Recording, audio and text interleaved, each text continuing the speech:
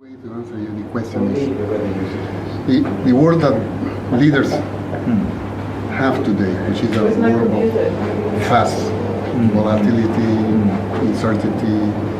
Things are very complex and there is a lot of ambiguity.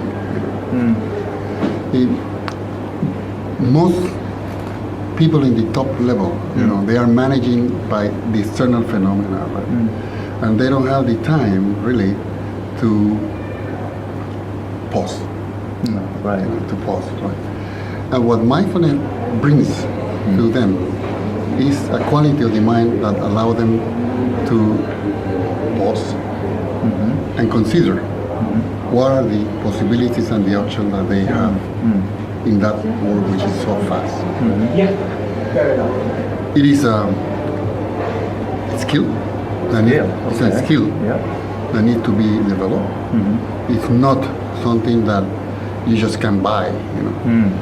You develop that skill, that capacity with practice, right? And it becomes part of you in the form of maybe a state. You have a situation with an employee, with a client, whatever, and then you can do some practices in the moment to calm yourself and see the things a little bit more clear.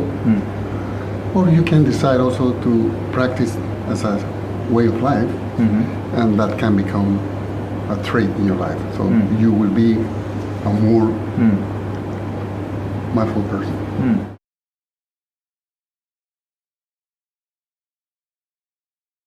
We are limited by our experience, right? By our past experience, and we are conditioned. It's a conditioning, and we tend to see things in your life through those filters, which are the conditioning, but have cultural elements, professional experience. And given that the world is so complex today, people have to begin seeing things, phenomena in business or in life in general, with new perspective, new views. New views, right? And what strategic awareness implies here is a capacity to amplify, your perceptions, right? To amplify and move beyond this inherent condition that people have, right? And you will be able to see things that normally you will not be able to capture under a normal awareness.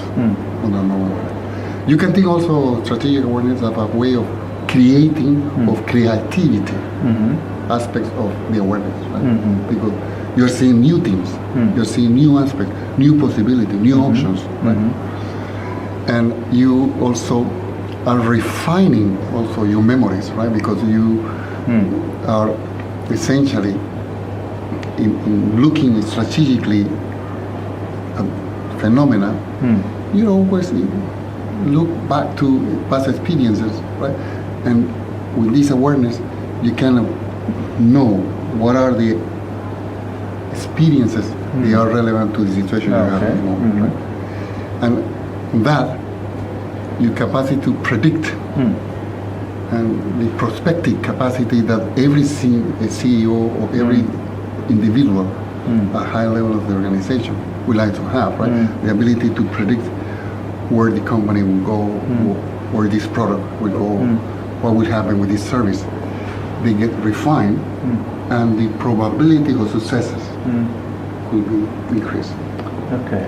Again, it's a practice. You need to practice. It's not something that you can buy. You need to practice.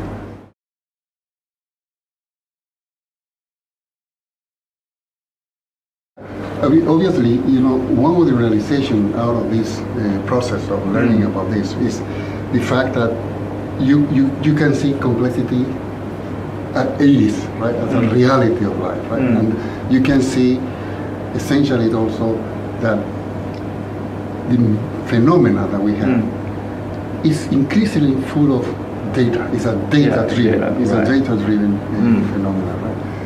And what you want, knowing your limitations as a human being that even if you are in the top level, you cannot process all the data that there is in the. So that will in many natural ways, will suggest that a CEO, being aware, strategic aware, we like to expand that capacity through the organization so that the organization in itself become more able of processing right, in a skillful way all this data